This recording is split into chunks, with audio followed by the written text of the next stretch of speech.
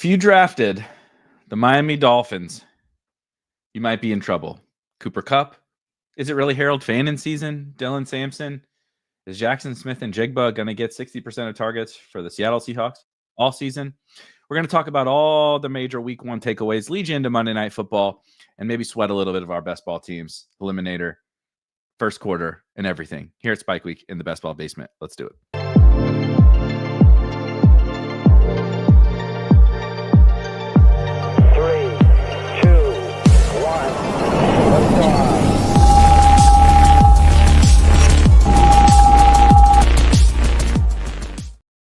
Penny Pinchers knows.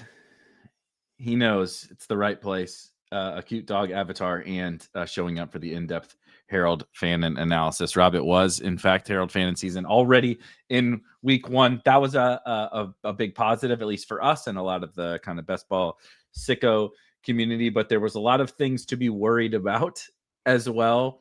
And I'm excited to dive into it, look at some of our probable sweats heading into tonight's Monday Night Football game. I think it's actually a sneaky, fun game. The Bears have some injuries. Of course, the Vikings have a suspension and some injuries to deal with. So I'm pretty excited for this Monday Night Football game to close it out. But first of all, how did week one treat you, and how are you feeling about some of these like chaotic results, specifically the Miami Dolphins?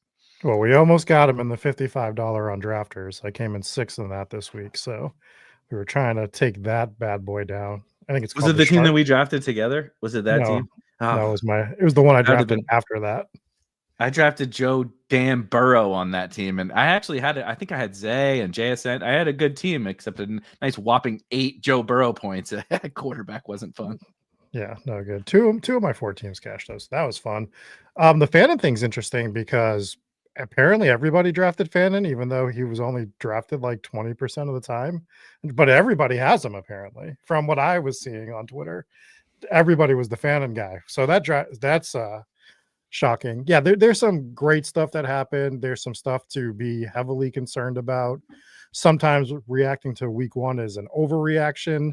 Sometimes it's warranted. Trying to sift through that. Like, one of my favorite takeaways from week one was the target share for Io Manor with the Titans. I like that a lot, but I think the smartest thing that you said yesterday when we were doing the game day chat was, well, Ridley's got Surtain on him, so of course he's going to be a little bit higher, which I agree with completely what you said. But the good news is at least he was the other guy they were looking for. So while I expect the target share to go down, I do expect him to be on the field, and I'm hoping that those bags start to accumulate some points throughout the weeks. But buddy, these Dolphins, it just ain't it, right? It's like it's already done. If you thought we were exaggerating all summer with the vibe, right? The whole thing was like, it's just the vibes are off. Right. It's like, this is all weird. They signed a retired former rapper to come play tight end for him. Tyreek Hill's getting in trouble. You told a good story about Tyreek Hill getting punked by the kicker of the, like, everything got was bad. Punked by the kicker. Everything was bad. I'm not sure who played better, Tyreek or the kicker this week, but it was, I've tried to think about putting it into words, and I haven't even talked about it until I didn't talk about it in the Discord. Haven't talked about it anywhere. I haven't written about it or anything because I truly haven't been able to put it into words. The Indianapolis Colts are not particularly good. I don't think the Colts are going to make the playoffs. I thought Daniel Jones, despite scoring almost 30 fantasy points, was not very good yesterday. He had 2 QB sneak, right? He had 2 1-yard rushing touchdowns. That's what drove his fantasy value.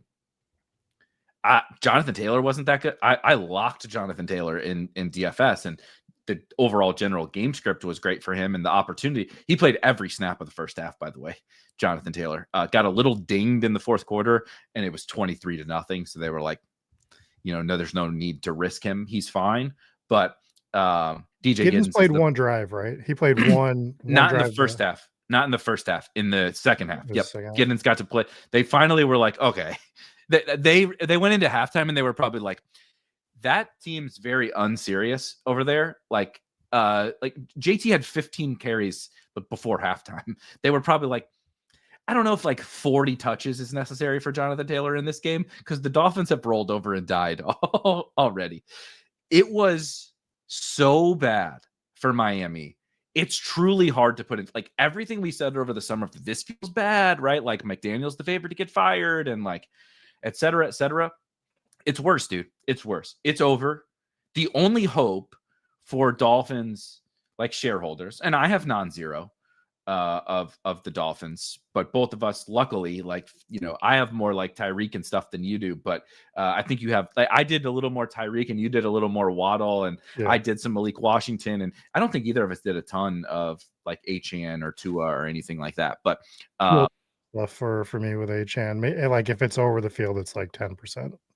And I don't think it's over for those guys. Like I'm being hyperbolic, but in the short term, it's very much over. They are far worse than I ever thought that it could be. I thought they would still show up and like score some points against the Colts, dude, in the dome. Like, that's not a good defense. That's not a good secondary. I thought they would show up and do something. They're pulling dudes off the street to play in that secondary. Xavier Rhodes. Like they're it's bad for the Colts. The Colts are in such a bad position. They're playing Daniel Jones because their coach is afraid of getting fired. Just like like we're talking about Mike McDaniel getting fired. The Colts coach is afraid of getting fired, so he's playing Daniel Jones over Anthony Richardson because he needs to win some games, right, to keep his job. And they couldn't even hold the Colts jock. And it was over after the first quarter. It was over. And it's just like, that's the thing. If you have one single like team level, macro level takeaway, it's that it's really bleak for the Miami Dolphins in the short term. I think there's a potential change, when McDaniel eventually gets fired, and that's coming. I never felt more confident after week one that's coming. But you'll need like a change of,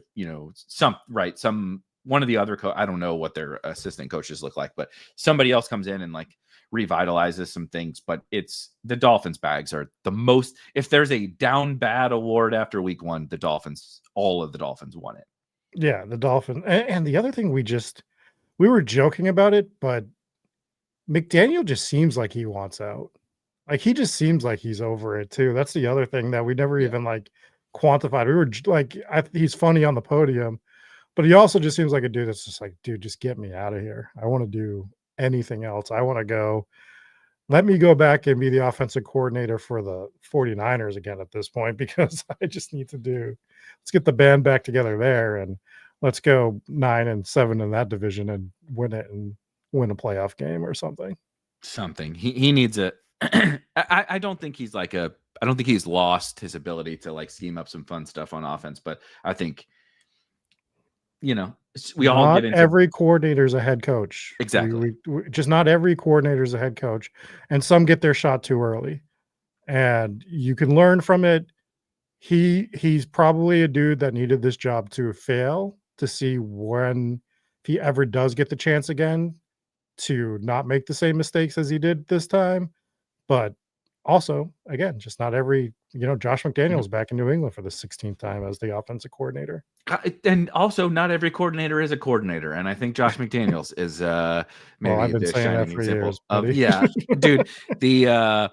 To shout out to Peter Overzet. Everybody watching this knows who Peter Overzet is. Did the YouTube, helped out with the YouTube production of the Chiefs game, which we should talk a little bit about the Chiefs probably as well. Derek Carr and Brandon Marshall, were on that broadcast, and they both played for Josh McDaniels. And their opinions, they certainly didn't like just come out and bash him, but they also did not say like, yeah, we like him. It was interesting to hear, and that the vibes around New England. Let's do that, because I thought that there were some interesting takeaways from that game overall. Patriots, Raiders, and then I do want to do the Chiefs because I have some takes about the Chiefs. I think I'm ready to fire off as well. But I was pretty hopeful about New England, I think, coming into this spot as well. On the defensive side, no Christian Gonzalez hurts, so it's not that big of a deal that they weren't awesome on defense. Gave up 370 passing yards or something to Geno Smith. Just quickly on the Raiders side, some of the Brock Bowers concerns about exactly how many snaps he's going to play did come a little bit to fruition, but also he's awesome, and I don't know that it matters. He still had 100 yards. He was awesome. He got targeted a bunch. I'm not worried, aren't on the scale of our week 1 worries, which is kind of what we're talking about. Brock Bowers is very low down the list. I would like for them to play him a little bit more, but he is so good and gets targeted so much when he is on the field. I don't really care if he's out there when they're running Ashton Genty, right? On the Patriots side, I hoped for a little bit more to be optimistic about. After new coaching staff, right? We thought it was the old coaching staff, and then we thought it was a little bit of a lack of talent. And they theoretically did an infusion of talent and an infusion of coaching, expertise. And it looked like the same old shit from last year in week 1. They upgraded the offensive line, and that didn't look that much better. Drake May wasn't very good, to be honest. And then my big fantasy takeaway that this is not a worry, but this has to fucking change soon if the Patriots are going to be a serious football team, is the Ramondre shit's got to stop. It's got to stop. Ramondre played more snaps and got more touches than Travion Henderson, and Travion outgained him 2x. It's just I understand you're trying not to overexpose your rookie, and he's a smaller guy and whatever, but you got to play your best players. You just have to play your best players. You're killing yourself. They lost by a touchdown, right? You're killing yourself running Ramondre into the back of his offensive lineman every single play. And Stephon Diggs didn't look awesome, though I'm still a little bit more hopeful, I think, than maybe the field seems to be for Stephon Diggs. It's week 1. He did tear his ACL last year. I don't think he's a star, but I liked what Kayshon Boutte did. But they had to throw the ball almost 50 times, man. And that's not how they're going to be winning games if they're winning this year. I don't want them throwing 46 times. I mean, it'd be cool for fantasy, but that means they're probably not having a very good season, and we need them to be a little bit more functional than they were in week 1. And against a bad Raiders defense, that wasn't very optimistic. This was my biggest concern with Vrabel going into this year. Is we knew this was going to happen with Ramondre, right? We assumed that this was going to be the case in the beginning. My concern was, how long does he hold on to that before he gets away from it? Because he's just one of these coaches.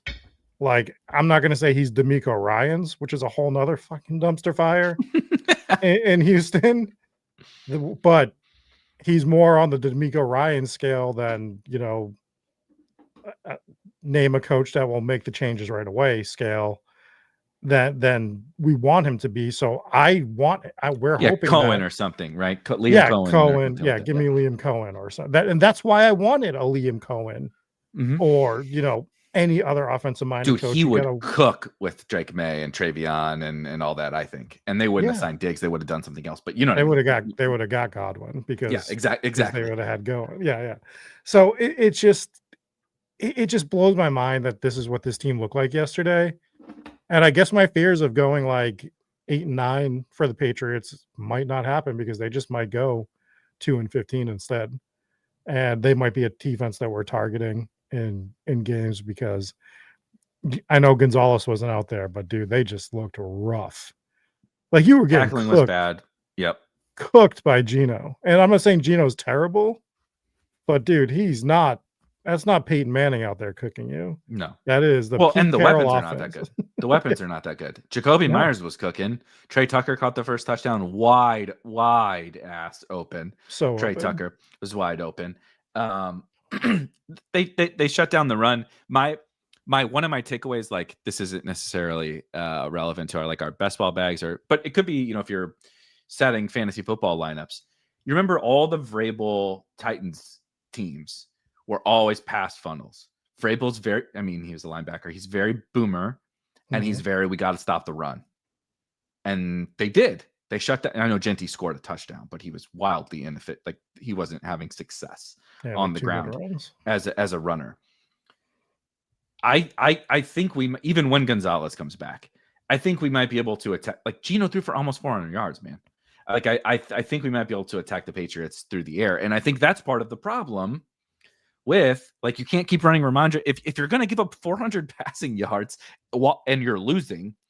You can't keep running Ramondre for 2 yards per carry. We got to like figure something out here, and because then it snowballs on itself.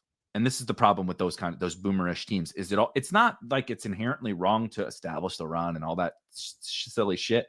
It's that it's when it starts to go south, it snowballs really, really fast, and you can't recover because then you still keep running Ramondre.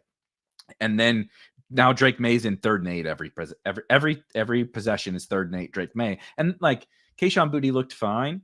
I'm excited for if you drafted any, in our 19th, 20th round, we kind of got saved a little bit of all of our fit, our Torrey Horton rose up to the 16th round. So we're like, okay, now let's draft Kayshon Boutte. And then Kayshon Boutte has 100 yards and Torrey Horton doesn't get a fucking target in week 1. Oh yeah.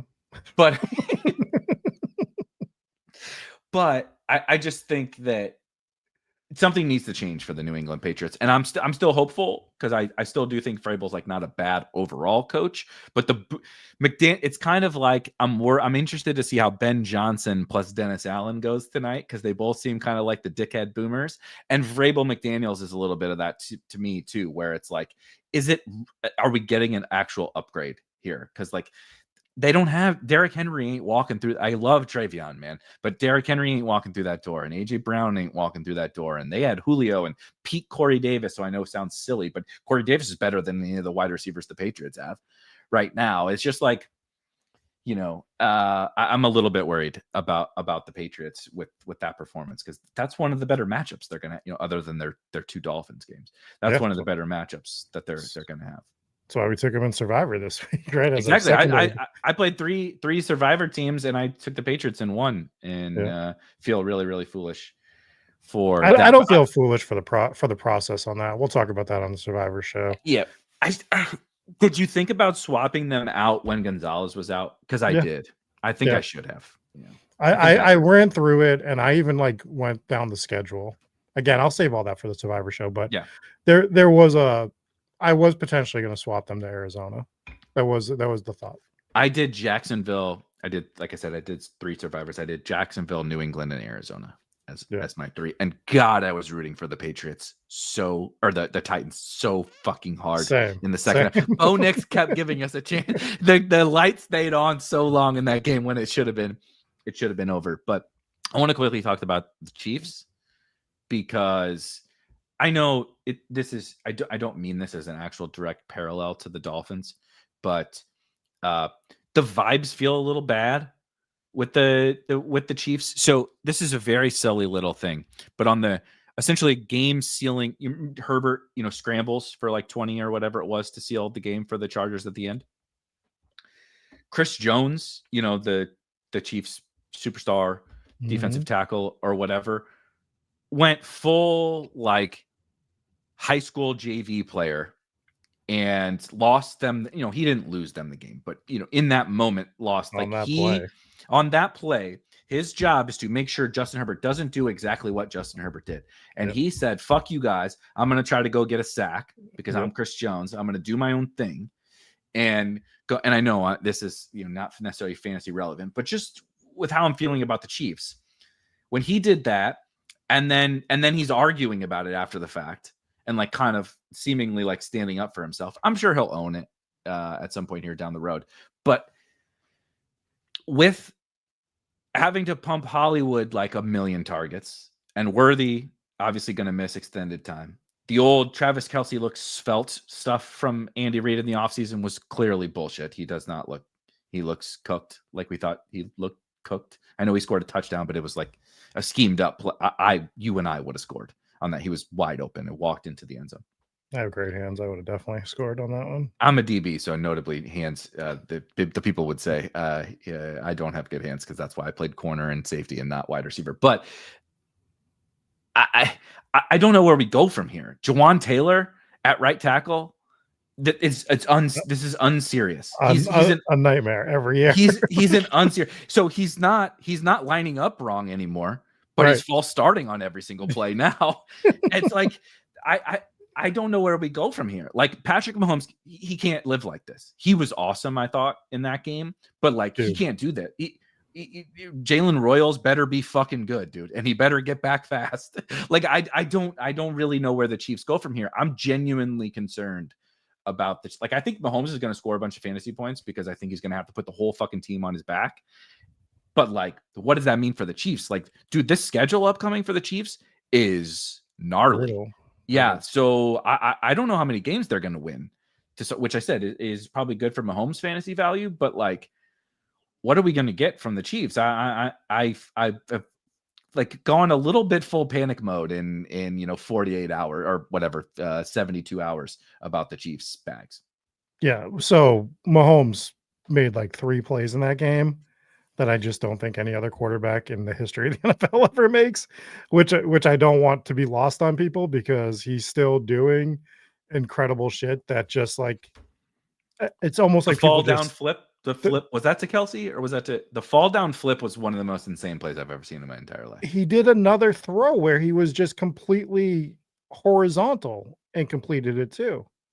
And then he made this one throw in the back of the. Anyways, he was awesome. He's still cooked, but Herbert was just as awesome in that game as well. And what I want to talk about, we've already talked about the Chiefs a little bit. Let's talk about the Chargers. And buddy, I think this offense is going to be now. I think some of that might have been games planned for the Chiefs specifically, as much as they threw. I don't think that's going to be an every week thing because you can't run it. You still can't run on the Chiefs, right? But I like the usage from Amari and Hampton. I don't think there's a lot of negative coming out about him, and everything I saw, other than the fact that he just didn't break a long one or he didn't score a short yardage touchdown, which who cares at that point for one game. I thought he looked good for a rookie. The amount of trust they had in him to play the amount of snaps that he did, almost 80%, almost 80% of snaps. Yeah. So, I mean, I think it's like just wheels up for him. And my favorite part was the conversation with Justin Herbert after the game. I don't know if you caught the interview, but if you bought stock in Quentin Johnston alongside me, we're going to be rich is all I'm going to say. We are going to be rich because the way Justin Herbert talked about him in that interview, it's just he had a great camp.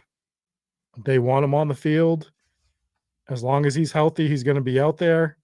And when it's a game like that, why do you change anything if that's what we're getting? So as long as games like, I mean, he's not going to score 2 every week. We don't expect that, but just the amount of times he's on the field, like I'm so happy he's one of my most owned players in all of best ball tournaments. Totally. I think the Chargers, as you hit on, which I think was perfect, the amount of passing volume, that's not going to be an every week occurrence. They knew who they were playing. They knew they're not only just the kind of pass funnel-ish defense that is the Chiefs, but Patrick Mahomes is on the other side that you kind of got to be a little bit more aggressive. But that's good. That's exactly what we want to see. A team that's willing to be like, we're playing Patrick Mahomes. Let's come out and score some fucking points. Now, when they play the Dolphins or whatever, right? I don't know if they play the Dolphins, but you know what I mean? When they play a bad team, we may get more of the Hampton show or, Najee plays more, whatever. But like, that's the kind of team we want to be invested in, that they get to that week 17 final and Stroud, hits Nico for a long one to start the game. And you're like, all right, Justin, go do your thing, brother. That's what I think the Chargers were like the perfect example of, Hampton's box score and fantasy points didn't get home, and even Najee, if you drafted Najee, like just give me the Chargers. I'm in. I'm totally in. Tyler Conklin, second amongst all tight ends in the NFL in yards per route run in week 1. It's a big old committee, amongst the tight ends. But I just thought that was funny. Brock Bowers and then Tyler Conklin led NFL tight ends in yards per route run. Yeah, QJ. Sure, it wasn't Will Dissly.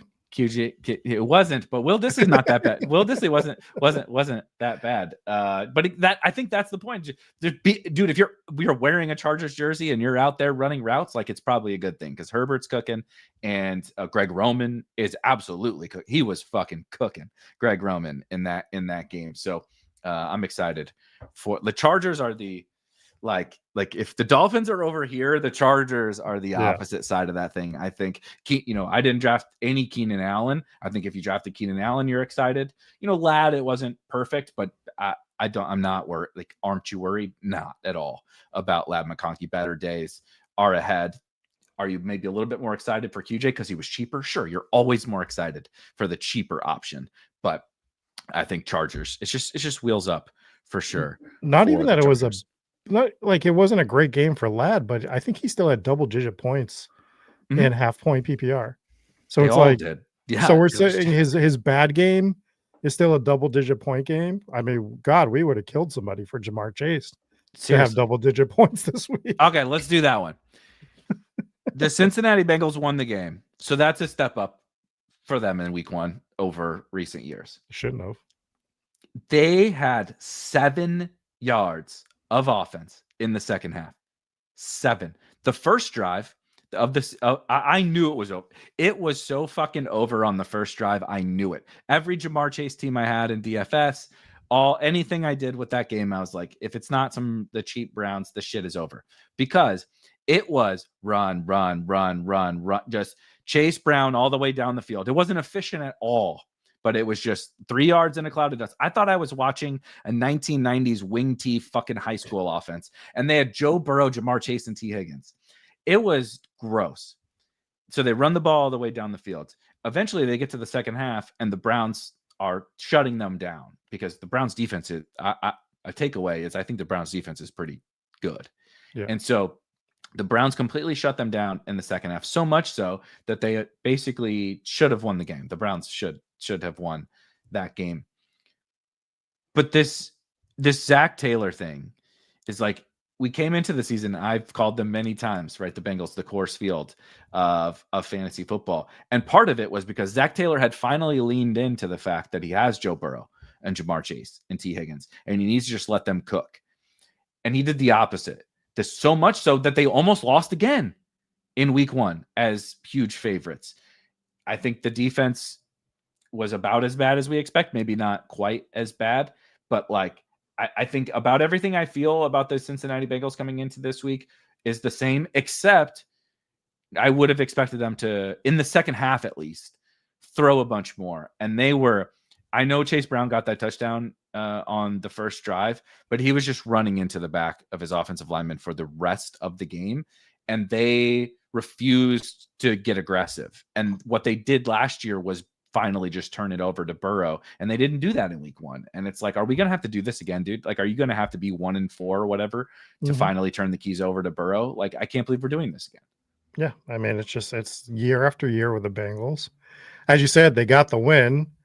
They shouldn't have got the win. I thought Cleveland was actually going to win this game, which would have been LOL funny. My concerns on the other side, though, with Dylan Sampson, because it feels like he had a good game, and by all accounts, he did fantasy-wise, but not running the ball. It was like, they could not run on Cincinnati. And if you can't run on Cincinnati, I'm scared for your future, because what do we do? I can't remember if it was Daigle or Reeves that had the stat earlier, but there wasn't a run that was longer than 5 yards, I believe, from the Cleveland Browns, if I remember the stat correctly. I would believe it. Having watched, having huge Dylan Sampson and Harold Fannin bags and playing that game in DFS, been eyes on it the whole time, I would not be surprised if that's the truth. Yeah, and I have a ton of Sampson, but I'm actually scared for my Sampson bags, because I feel like this is going to tell the Browns 5 yards. He led them in the fun fact. The longest rush of the entire game on either side was 8 yards. Amazing. So the Bengals averaged 2 yards per. This is incredible. This is absolutely incredible. The Bengals averaged 2 yards per carry, 23 carries for 46 yards. The Browns, 2 yards per carry, 24 carries for 49 yards. They ran the ball 47 times for 95 yards between the two teams. Unbelievable. Unreal. Yeah, it's just gross. So like, it worries me for when the Judkins stuff does hit, where they're just going to instill him as like they just need a dude that can run at that point, right? So hopefully Sampson stays on in some sort of pass catching role, and Ford is just the one phased out. But I'm a little worried about my Sampson bags going forward, just with that performance against Cincinnati. On the other side of the meter, though, is the guy that everyone wants to talk about, which is number 44, which was not the number I expected to see him in. I would never, but it looks It's awesome. college. It's his I'm college in. number, yeah. I'm in with the 44. The Black Dallas Clark, brother. Hell yeah. Harold Fannin comes out and everyone's drafted him apparently, 120% drafted in all leagues, and just goes out there. And once Deontay Johnson got released, I feel like I didn't know he was going to do this week 1, but I felt like I knew that the writing was on the wall that we were going to get some really positive Fannin stuff throughout the year. Maybe it would ramp up, but we just hit the ground quacking, I guess. Hit the ground quacking for sure. If I have one like thing I'm most excited about just from the whole summer, right? There's certainly things, and I just looked it up. I see you, why dad. We'll talk about it. You know, there's things that are negatives from week 1, right? Keaton Mitchell inactive, and there's always going to be, right? If you drafted Jaden Blue, if you drafted Keaton Mitchell, if you drafted Chris Rodriguez, I don't know. This is bad for Tank Bigsby and Will Shipley. We'll talk about it, right?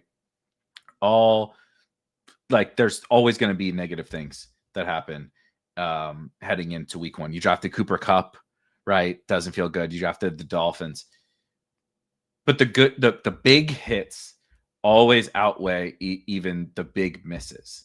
And the big misses, especially if they're like at a running back position, can still get home because it's just such, right? Like you just said, Dylan Sampson averaged 2 yards per carry or whatever and was good for fantasy. He's a touchdown away from having a monster game. And like that's the beauty of the running back position. At tight end as a rookie, 3rd round pick, as excited and confident as I was, I have 30% Harold Fannin across my entire portfolio. You still like are like, how much are they really going to play? And then how much is he really going to get used, right? Like David Njoku's good. David Njoku's a good football player. You know, how good are the Browns going to be? He was arguably the most featured portion of their offense.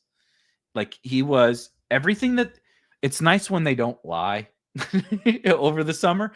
They said, right, that he's basically a functionally a part of the starting offense. He's the queen on the chessboard. He's the mismatch hunter. He's the let's move him around, whatever. We're going to play a bunch of 12 personnel. And those teams are always lying when they say that. And then the Browns played 50% 12 personnel, 50% of their snaps.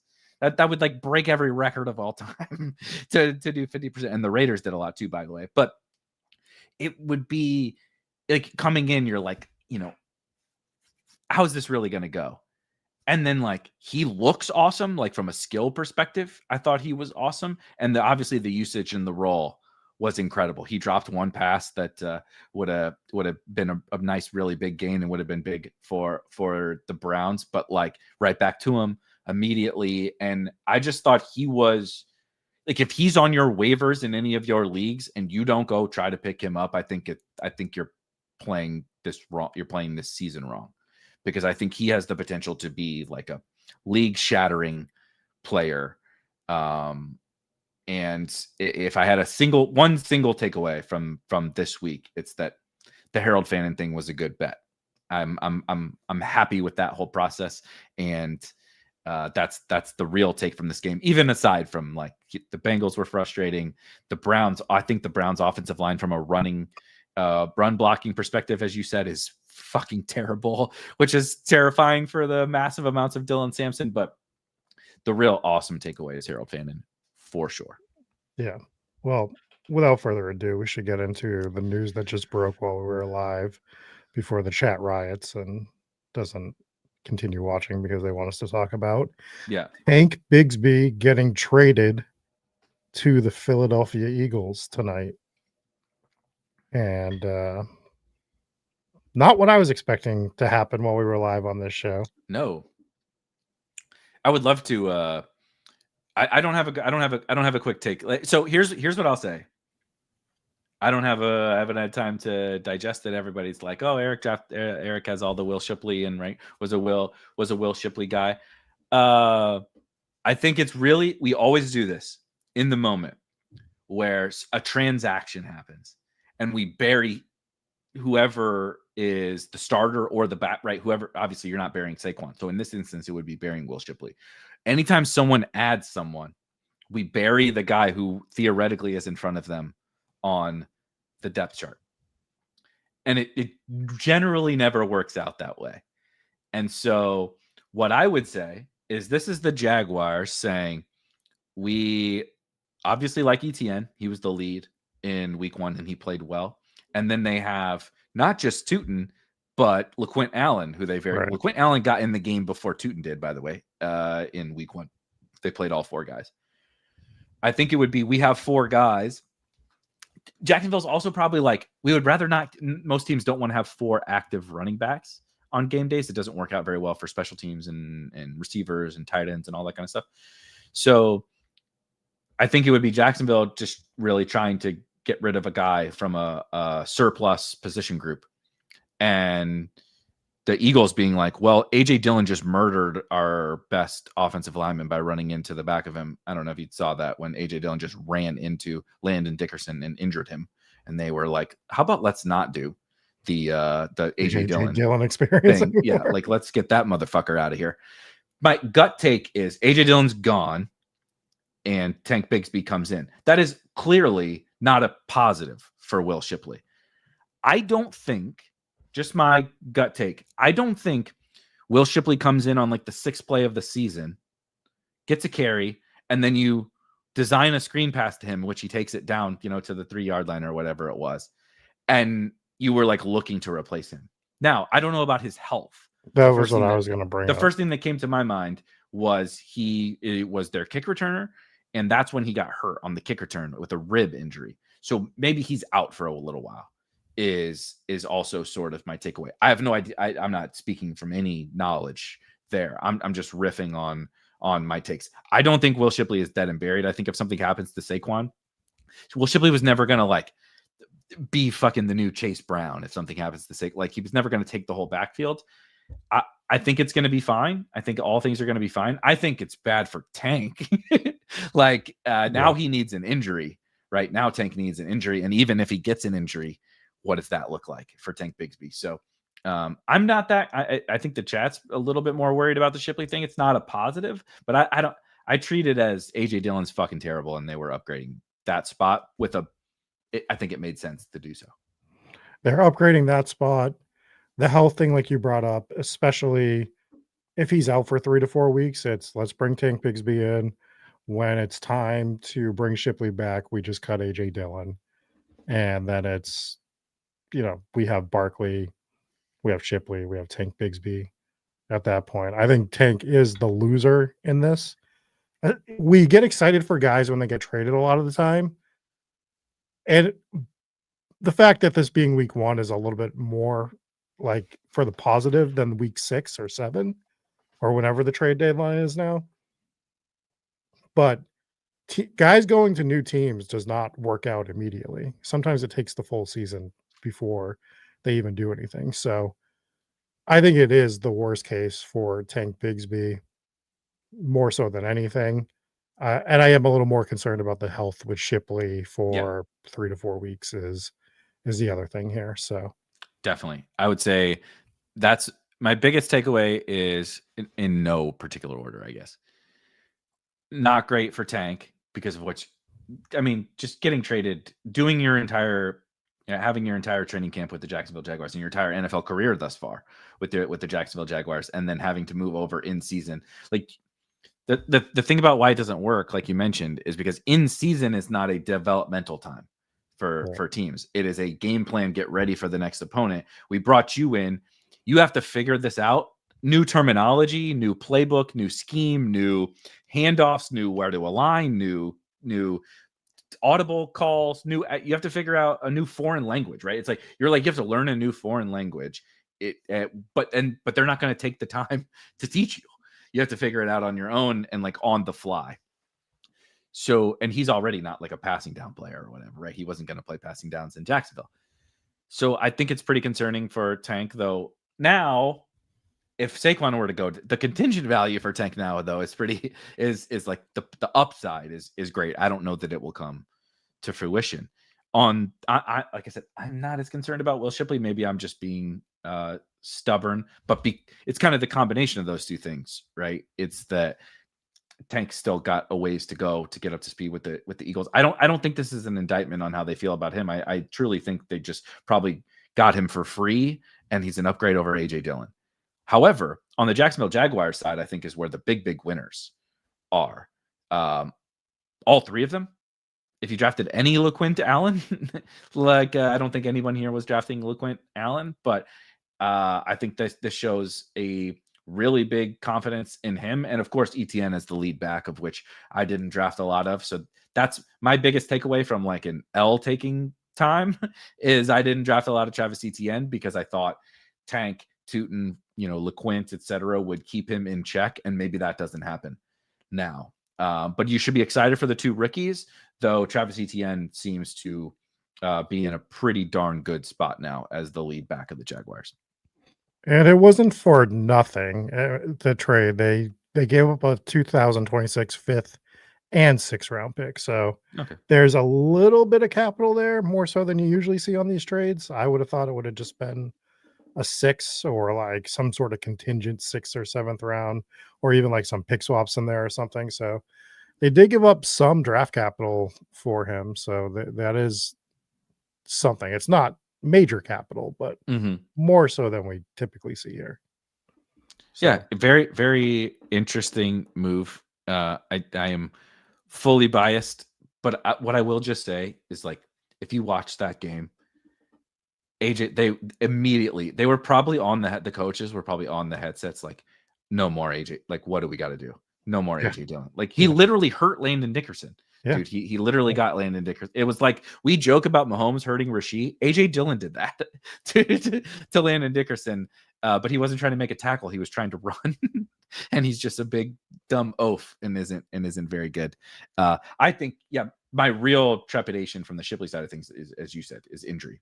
I think he's probably going to be out a little bit, and that they didn't want to rely on AJ Dillon as the backup. So we'll see. I'm very interested to see how it plays out. I'm also very interested to see how it plays out on the Jacksonville side, because I think it's pretty clear what the role will be for Travis Etienne. We just saw it in week 1, but I know we're all going to get excited for Bashal Tootin, but it might be LeQuint Allen that is the next guy up. Shout out to MDS says I have 7 main event teams with LeQuint. No ETN, which is not great, but I mean, it's certainly very possible that LeQuint Allen ends up being the huge winner here. And every, he's remember Eli Mitchell, they drafted Trey Sermon, right? It was Raheem Mostert and Raheem Mostert was kind of the Travis Etienne. And then they drafted Trey Sermon, which was like Bashal Tootin. We thought it would be one of Mostert or Sermon, and Mitchell kind of came out of nowhere to take over that job. I think it's possible that LeQuint Allen does that. Tank is going to return. Well, I know we're laughing about the kick return thing, but it is much more important this year 100%. than it has been in the last 10 to 15 years by far. Like, kick returns have been a huge part of week 1. We haven't really talked about it, but it has been, these new rules have been a massive upgrade in allowing offenses to be closer to scoring and stuff. I haven't looked at the exact numbers of the scoring, but every time I looked up, there was a kick return going to like the 50-yard. 100%. And these fucking offenses can't score for shit unless you're the Ravens or the Bills. So they need and the Eagles weren't exactly moving the ball like crazy. So they're probably like, give us anybody that can give us, closer to midfield. Yeah. So I do think that, I mean, we laugh about it, but I think it is more to the equation now than ever before. And he's still got another year on his contract. He's cheap. I think it's smart. I think the Eagles continue to make smart, savvy, transactions. It's what they do. There's a reason why they've built the best roster in the NFL is because they just make a bunch of good trades and they go poach these guys. So they went and poached John Mechie, right? And like I know Dotson was the guy for them in week 1, but they're just going and finding these spots where these teams are like have these talented players and they can just go grab them for pennies on the dollar. And I think it's really smart. Yeah, we're not going to talk about the Keon BBM shares, although I guess we can talk about the Bills and Ravens game because there was a lot of bad games, Rob. And Monday Night Football will be here in a little bit, and I don't want to bleed too far into that. It was not honestly a very great Sunday, but the Sunday Night Football game was one of the best NFL games I've watched. And I can't remember the last time. The Chiefs, the Kelsey against the Bills in the playoffs when they had the whatever the 6 seconds or whatever to go.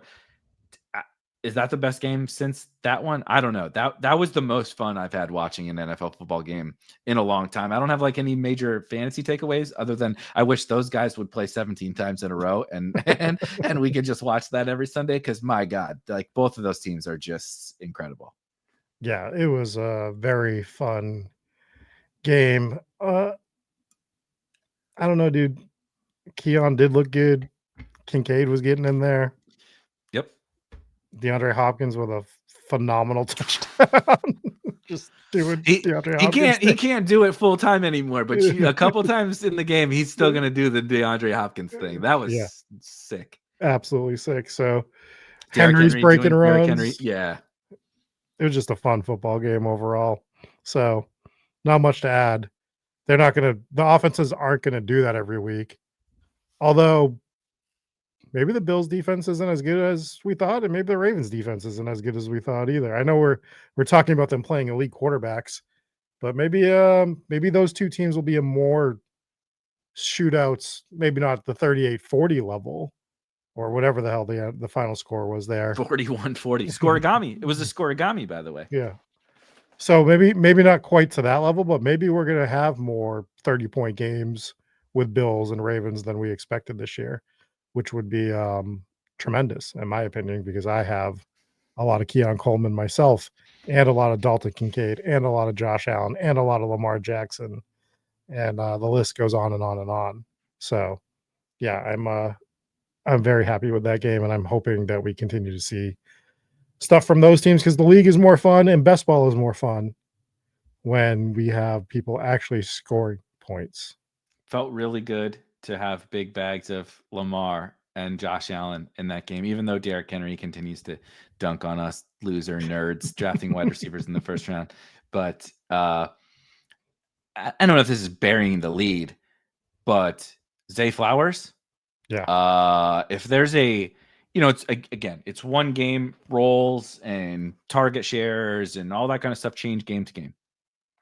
Spoiler, well, we'll talk about the Seahawks here in a second because the 49ers we should also at least talk about. Jesus Christ, man. I mean, does everything that's attached to Kyle Shanahan or like even like loosely related to Kyle Shanahan just burn to the ground? Are you scared to get injured after saying his name? Because Yes. 100%. I started to smell smoke, as a matter of fact, the moment that I said his name in my house. But Zay led the NFL in yards per route run in the first game, had a 50% target share. And it wasn't just, if you thought Zay was like a glorified version of Pop Douglas, boy, do I have some news for you. That ain't it. Zay Flowers is really good at football. They're throwing him the ball down the field. They're manufacturing him touches. They're getting the ball in a bunch of different ways. And he's good. And then he also has the best quarterback one of the three best quarterbacks on the planet, throwing him the football with a really good offensive mind, calling the plays. Zay Flowers in the 5th and sometimes 6th round was like, what the fuck? DK Metcalf in the 4th and Zay in the 6th is going to look like, no, DK, whatever, is fine. But like, what are we doing, man? Like, I'm glad I came around on that. It's just like almost 7 yards per route run. It's just like so silly. Yeah, both of those teams. If you invested in Bills or Ravens, like honestly, it doesn't matter. I know Mark Andrews wasn't great. I know, not everybody was perfect, better days are ahead. It's not always going to be those same guys from week one. Keon did run 50. Keon led the NFL in routes run. Let 56 routes. Holy fuck, man. 50, Just like we drew it up. Yeah, it's just like it is kind of though, where like their Yep. whole team is slot receivers and tight Yep. ends, and it's him and Josh Palmer they don't have any. Tyrell Shavers is out there playing more than some of these other guys because they don't have outside wide. If you're a boundary wide receiver, you have to be out there, and that's Keon. So it's nice when the plan goes according to plan. And it was the Keon Coleman line this year too, for me anyways. Totally. He was like, I was pulling him up because he was the last receiver that I wanted for that entire range of wide receivers for the majority of the summer. So, that was my delineation point for wide receivers for so long that's why I'm overweight him, because when you name a line after one of these receivers, you inherently are going to be overweight that wide receiver because that's when the panic button sets in. So Yep. I'm happy about it through week one, at least. The Bateman line, speaking of parallels to that game, that's where that phrase came from, where that one didn't work so well. The Rashad Bateman line. The next year, the Rashad, yeah, exactly. The Treylon Burks part of that line didn't go over. It's totally over. Let's ignore that part. The other guy with the biggest target share in week one, who also plays into a worry for me, multiple worries, was Jackson Smith and Jigba of the Seattle Seahawks. I think we all expected he would have a very big target share, given, right, no more DK Metcalf, Cooper Kupp might be dust, and everything that happened in Seattle. I'm not sure I expected 70% of targets, Rob. That seems like a lot. And I'm also not sure I expected 90% of the air yards in their offense. 10% of the air yards to the rest of the team is something that I'm not sure has ever been achieved in a football game. There's high school teams that have had like, a superstar and a bunch of loser kids, right, that are going to go get an accounting degree in a year or whatever in college, and they wouldn't throw 90% of their air yards to the 5-star recruit that they have. An NFL team did it to JSN. Clearly that's not sticky. That's not sustainable. I'm both simultaneously worried about the Seahawks because whatever they were doing yesterday was not it, but also there's a lot of bullish signals from the Seahawks. I think it's over for Cooper Kupp. I think JSN is the man. I think Zach Charbonnet is a very real portion of the back. The Ken Walker in the 4th round thing's not going to feel very good for a while. We're going to be rich because of Charbonnet. Zach Charbonnet is if not the lead, he's the 50-50 member of that backfield. With the high value touches too. 100%. And it's also possible that, better days are ahead for them, that, they learn from this. Though I am a little bit concerned, like the field goal that they kicked was really, as a money line Seahawks better. The TV almost got broken. I don't know what they were doing down the stretch. They should have won that game, but it's like interesting. It's and then we'll touch on the 49ers, but it's a interesting situation in Seattle. Yeah, I'm super excited about the backfield stuff because I'm not even a Ken Walker hater. The last 2 years, I've just been a Ken Walker shouldn't be drafted here type of guy. Yep. And we've talked about the price is the price, and do you want him or do you not want him? And I mostly just didn't want Ken Walker at the price. So that led me to Charbonnet because we know what Charbonnet is capable of, especially if Ken Walker's not in the game. New coaching staff, maybe they lean on Charbs more, and we were still getting a great price on him. So I'm ecstatic about my Charbonnet bags. The rest of the offense, I think we even coined it in the beginning that this was a one-off offense. Like if you were playing Seattle, you should maybe grab Charbs, maybe you grab JSN. I mean, maybe you grab Cooper Kupp if that was someone that you were interested in here and there. I did here and there, like I said, like maybe 3% of the time. If I felt I got too behind at wide receiver, I'd grab Cooper Kupp. But I never really stacked the Seattle Seahawks. It was always from a one-off game theory with them. And I think that's going to be right throughout the season, and I'm pretty happy about that. Yeah, I think I would feel the worst about Cup. Cup, Walker, 1A, 1B. I would feel the worst about. The perk for Walker is that, the backfield stuff can be a little bit more fluid. I don't think you come into week 1 if you believe in Cooper Kupp and throw all of your passes to JSN. Right. No matter how much you believe in JSN. I just don't think that's functionally how it would work. Now, the same can be said for a guy who I have a ton of, Torrey Horton. He ran 19 routes. They only threw 28 passes, I believe. But he ran 19 routes and I earned the same amount of targets as Torrey Horton did. It wasn't great. So I'm gonna be monitoring the Seahawks offense. JSN is not going to get 90% of the air yards in week 2. Spoiler. But I'm going to be monitoring them because I think it's a fascinating situation. Like we've truly never seen anything like this before. What happened in week 1 with Seattle? We've also, though, Rob, never seen anything like the San Francisco 49ers goddamn funeral home of an NFL organization. What the fuck is happening? The guy who got shot last year is the only standing, but they have 2 players left.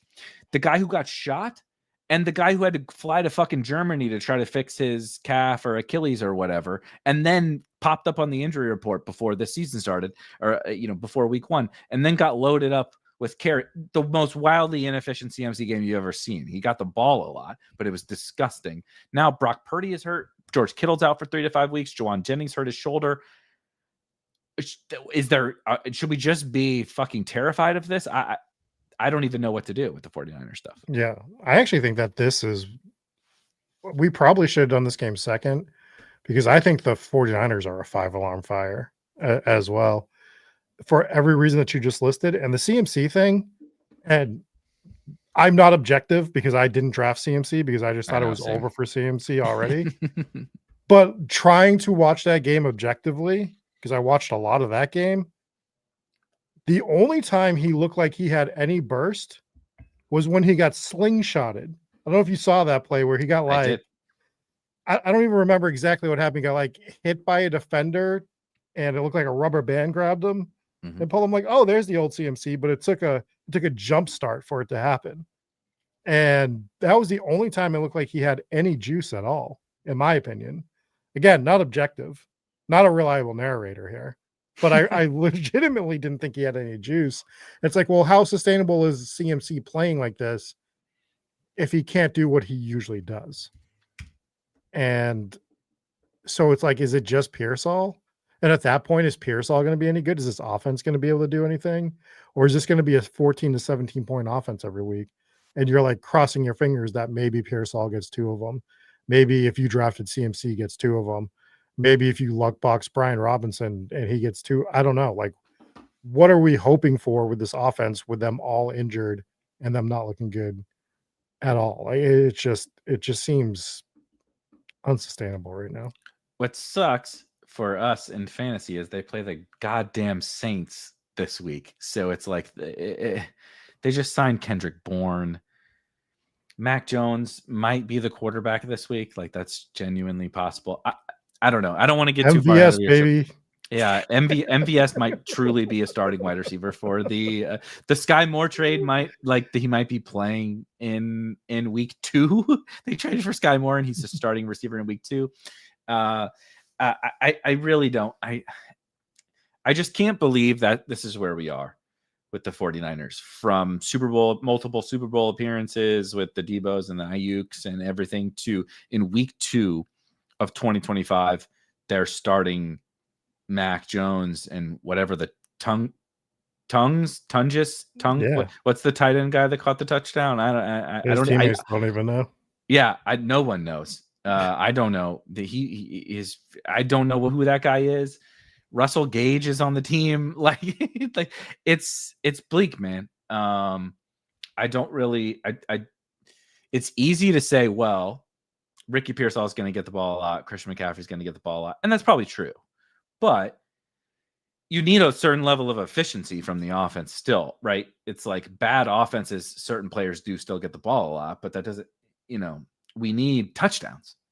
And we saw that from Christian McCaffrey. Christian McCaffrey got the ball a lot, dude. Like that was not the problem. The problem was not volume for CMC. The problem was efficiency.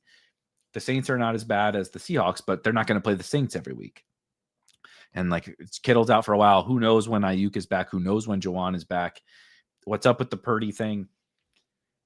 The Niners are pretty terrifying. I know that the game has started as I'm watching a 3rd and 2 from JJ McCarthy sack. Of course, I did bet the overs for Justin Jefferson and Jalen Naylor. Jalen Johnson, Pro Bowl corner for the Bears, is out. Kyler Gordon, another corner for the Bears, is also out. It's like a Bo Melton type situation apparently for the Chicago Bears, though that didn't work out very well for the Detroit Lions yesterday. I promise, I know we didn't get to teams like the Detroit Lions. We will get to some more, but I don't want to keep you guys from the Monday night football game. I will be live tomorrow morning. So the plan, Rob and everyone else, Tuesdays at 10 a.m., I'm going to do like a full recap. We're going to dive into every single game that happened the week before. And not just like, I'm not just going to, give you my gut takes and my film takes and everything. Of course, I'm going to give some of that, but we're going to walk through some of the specific data. You can see when I talked about how good Zay Flowers was, I'll fucking show you how good Zay Flowers was. How bad was Christian McCaffrey? Let me tell you, he had a 0% success rate on runs in this week. 0. He was successful on 0 runs this week. Good, right? So, yeah, not generally better than 0 would be better. Anything above 0 is good from a success rate. So we'll dive into a bunch of the data and talk about what happened every single week on Tuesday mornings. And tomorrow night, Rob and I still have to schedule when our Week 2 Survivor video is coming out, but we'll have Week 2 Survivor, which, Rob, we were really close to we pretty much nailed it, I think, but we nailed the main take. The main take was the Jaguars. Take the Jaguars, don't take the Broncos, and we were real close to hitting on that one. But anything you got before we go? No, not really. I mean, we've hit on most of the stuff. Good luck to your week 1 to 4 teams. And how are you sitting? I'm pretty good. I'm at like a 21 or 22% advance rate right now. I have 10. I did 50. You did more, I think, than me. 79. Okay. I did. I'm heading into tonight. I was at 10 to 50, and I felt pretty darn good about that. Yeah, I feel pretty good. I could get some more in. Maybe I can lose some. Who knows? We'll see as this game goes on. And RIP to my last pet rabbit, Waffle, who passed away earlier today. Oh, no. That is absolutely awful. I did not know that. I will just say that the animals are the best. All animals, the absolute best. Shout out to all them and all the folks I know that are in the chat and in the Discord that big animal lovers as I am and as Rob is. I will see you guys tomorrow morning. Rob and I will see you guys tomorrow night with some Survivor talk. And of course, you can catch us in the Discord, which there is a link in the description. Enjoy Monday Night Football, and we will see you guys next time. Peace.